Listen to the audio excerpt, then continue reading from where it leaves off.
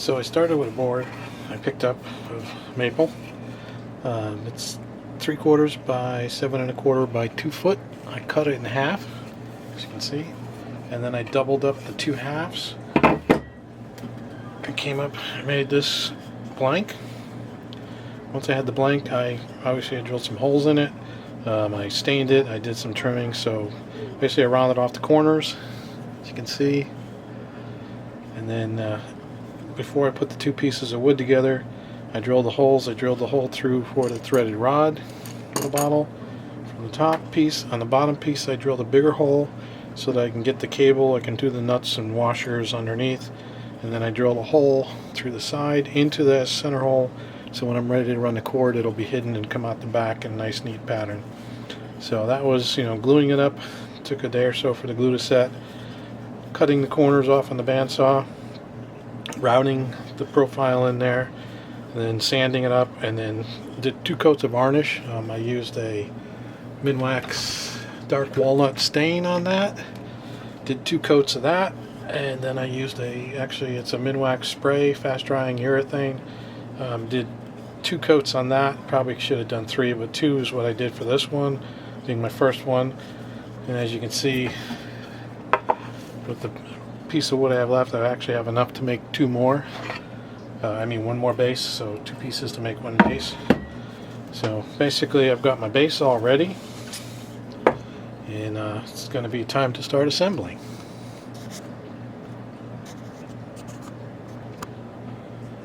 Alright, and covering them, so I've already talked about my base, which I've got ready to go. This particular one I'm doing, it's a WoodFord Reserve bottle. So what I did is I found the center spot and I drilled a hole so that my threaded rod would fit through there into the bottle. I also drilled the cork and the cap. I actually put that in the bottle and drilled it by hand. I'm going to work up a better way in the future to do that. But so as you can see, some of the cork popped out, but from the outside looks pretty good. And my threaded rod will actually go right through there and pop up, and then I can screw on the top base. So this one I want to stick with an antique brass. So I actually got a cover for that goes inside the bottle. It'll hide the brass rod and make it look a little more finished. And I was able to pick up a pull chain that's also an antique brass. That's what's going to screw on the top of there. The other thing I wanted to do is, because I'm using a pull chain, I've got a mini bottle of WoodFord that I actually got to drink and enjoy. I'm going to drill a hole in the center of that cap and use that to put on the pull chain, and I'll show you later on how that's going to go together. Alright, so assembly is a couple of steps. So I've already taken the threaded rod, and I don't know if you can see that clear enough. Right there. There's a plastic insert. You want to make sure that you're protecting your wires from any sharp edges. So I was able to find these online. It's a little bit too big for this pipe, but I cut it down. But that gives me a plastic bushing so I don't have any sharp edges for the wire. I've got a double lock nut here. So you've got a split washer, a little star washer, and then the nuts here. So what I want to do is I'm going to leave one of these on. I'm going to put this star washer back on. I'm going to put this other nut back on. I'm not going to tighten these up, but this is going to be how I finally tighten the bottle. And then I have a washer just to go through the bottom of the board. So basically I've got my board. I'll stick that through there, and that's the starting point. Now, like I said, I've already drilled this bottle, so you notice I can take the bottle and just slide this down and do that. And it's going to be loose, and I want it loose. I take the decorative piece, slide that over.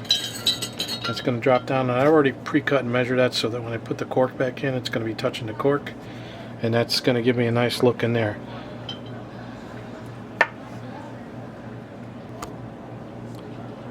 Okay, so before I go and put everything together on the top there, I actually went to the supermarket and bought a bag of coffee beans, because I looked online and There's many ways to do this from what I saw. One of them is to use resin and color code it to match what bourbon color would be. That's a little more work than I want to get into. So coffee beans works good. I'm just going to kind of feed them in here and try not to spill them all on the floor while you're doing it.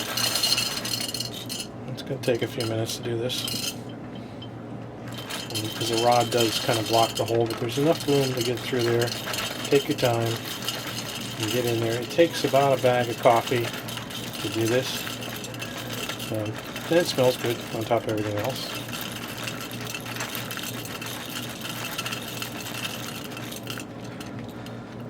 And again, there's other ways you could do this. Like I said, I've seen it done with the rosin core. Again, for me, this is the easiest way. I think it looks good too. I just didn't like the look of an empty bottle, so I think this gives it some class dressing it up. And again, coffee beans seem to be the right color for bourbon, so again, just take your time, pour this in. And like I said, I've already done this a couple times just to try it out, so it takes about one bag to fill this up.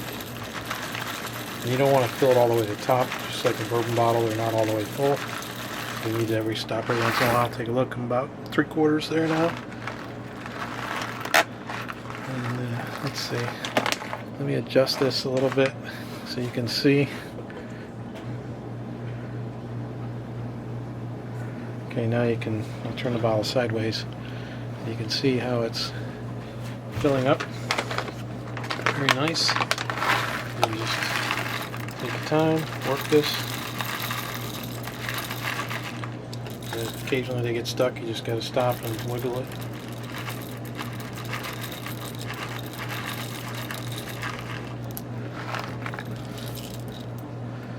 The first attempt, I think I got more coffee beans on the workbench than I did in the bottle.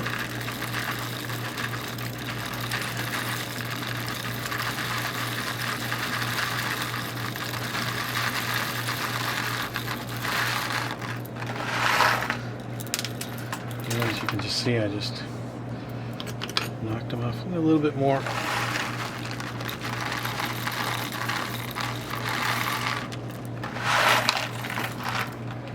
What are we doing?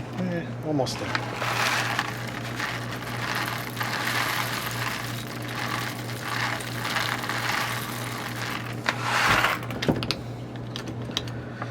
I think that's good. You get a little bit of coffee left in the bag. There you go. That's what it's going to look like. One word of caution, make sure you're not turning the bottle on the wood. What will happen is you'll scratch it, so just want to be careful with that. Okay, so you've got the beans in there. Your rod is actually still loose. You want, like I said, be careful not to spin the bottle on here because you'll scratch it. So you want to take your cork that you pre-drilled to cap, try to line it up. You want to make sure the words and where you tore it, they actually match. You can just push that down. And then what you need is the base, which is going to be screw-on. There is a set screw in most of the ones that I've seen. So what you're going to need to do is tip this base, wooden base over. Push that through. And what you want to do is you want to screw this on so that it bottoms out on top of the wooden cork here. The bottle plunger. Again, be careful not to, you want to spin the bottle while you're doing this.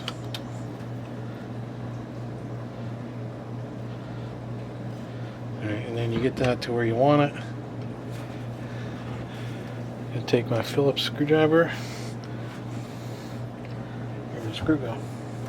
Here it is. Tighten that down. Lock that in. Rag down here. What you want to do is on the bottom here now, you got those nuts that we did at the beginning there. I'm actually gonna take the back bottom one out because I want to tighten this bottle down. And you want to be careful when you're tightening the bottle down. You don't want to over tight it. You spend all this time to get this far. Last thing you want to do is crack your bottle. So you need to make sure this is tight but not over tight.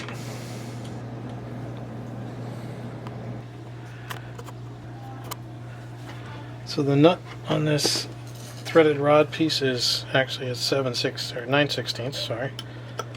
The nut is 9/16. So you're going to want to tighten that. Like I said, you're going to do this by hand. So first and foremost, make sure your bottle's straight. Because again, if you start trying to slide it once you're doing this, you will scratch the varnish up. The other thing you want to make sure when you're doing this, the hole I drilled for the cord is in the back, so I'll make sure the back of the bottle is in the back with the cord. You're going to kind of eye this thing up and support it, and then you're going to tighten this thing down. Again, don't over tighten it. You want it tight enough so it's not going to move on its own. You also want to make sure it's not sticking out through the bottom of your wood. I checked this again. So now this is pretty solid. It's not going to move. There's a little bit of movement in it, so let me just give it another little tweak. And you're going to take the split ring washer, the second nut, I'm going to put that on there, and this is what's going to lock it in. That's going to tighten up against the first nut in there, and it, with the top piece all on there, it's all going to stay nice and tight, and you're not going to worry about your lamp coming apart. And of course, now that I want to do this, it won't go. There we go. Helps if you have smaller fingers than I do. Like I said, I can tighten this by finger for most part. And then just want to, you're tightening this against the first nut, so you don't have to go overboard. And as I was saying, I get these at a lamp supply place. Let's see if I can, it's plastic bushing. I did cut it a little bit just so it would fit in there, but you want to have something in there to protect your wires. Alright, so you can see I have my basic lamp assembled. The coffee beans that give me my nice little look like it's full of bourbon. I made sure to line up my labels as best I could. My top piece is on, so really the next step is going to be the power cord. And again, I bought a cord that's already pre-assembled. These parts you can get online. I happen to get mine at Home Depot. Okay, so next step, I want to get the power cord into this. So I've got my hole in the back, I've got my bushing inside the threaded rod, top piece is on and it's been bolted down. You can buy cord sets in white, gold, silver, there's all colors. You can get really nice antique ones. I just happen to buy a brown cord for this particular lamp. So you're going to feed that through the hole. And the nice thing with this one, it comes pre-tinned. It's got a plug on the end of it, so I don't have to do anything there. It's already set. And you're going to want to pull enough through to make sure that you can get this up through the pipe. I had actually had this on there, so I need to just straighten these two pieces out. You can twist them together so it's just one piece. You can tape it if you need to, but more than likely on here I don't think I'll need to do that. So you come in through the back, you come into the bottom. You want to try and make sure you don't twist it. And then you should be able to just feed it in the hole. Of course, you know it's not going to go first shot, but there we go. And you go up through, and you got to get it to come out the top. And what's helpful to have is a pair of needle nose pliers. So you can see these here that you can just reach in. Usually you'll get close to the top and then it'll give you a little bit of trouble. So you just want to pull a little bit out here and make sure your wires are clean. So I'm just going to pull out enough, because you can pull it back, but pull out enough to work on. Because again, you want to make sure you're not damaging this lamp as you're going through this thing here.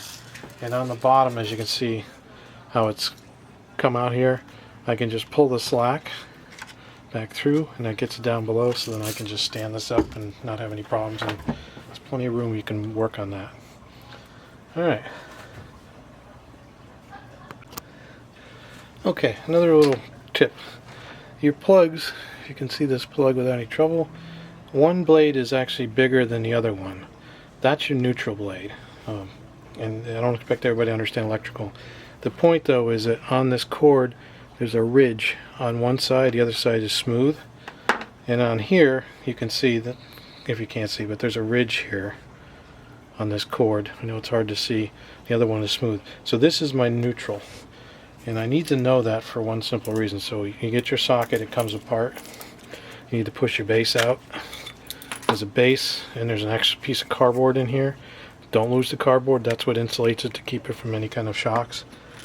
On this device there's a silver and a brass screw. The silver is your common. That's the one that goes to the one that has the ridge on it. So that's your neutral wire, and I'm just going to loosen this up. This is where your needle nose pliers will come in handy again. You want to make a little bit of a U in your wire. You want it to go over the screw so that when you're tightening the screw down, it's going in the direction that's going to tighten it up. You can use the needle nose to kind of fix that. And you don't want a lot of wire hanging down below, so you got to make sure you do this so that your hook, you want to get as much around that screw as possible. Similar to that. Hopefully you guys can see this.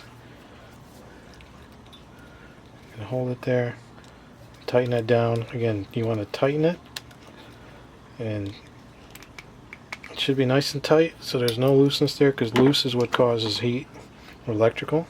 Loose connection, this thing will heat up and it'll smell, and that's where you get the shorts. And I don't want to say you get fires, but that's where you can get fires from. So you definitely want to make sure that that's a tight connection, because otherwise your bulb's going to flicker. You don't want that. Again, this is the other side. The smooth side goes to the brass side. I'm going to put that on there. So you can use your needle nose pliers to grab the end and twist it around real nice and tight. There's little tabs usually on these that help hold the wire in place. And again, tighten it down. Don't overdo it, because you will snap these or you'll bend them. So there you go. You got two connections there. And then what I'm going to do is pull this wire down through.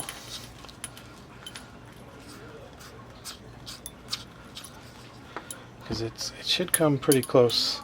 You don't really have a lot of wire sticking up into the light socket when you got this done.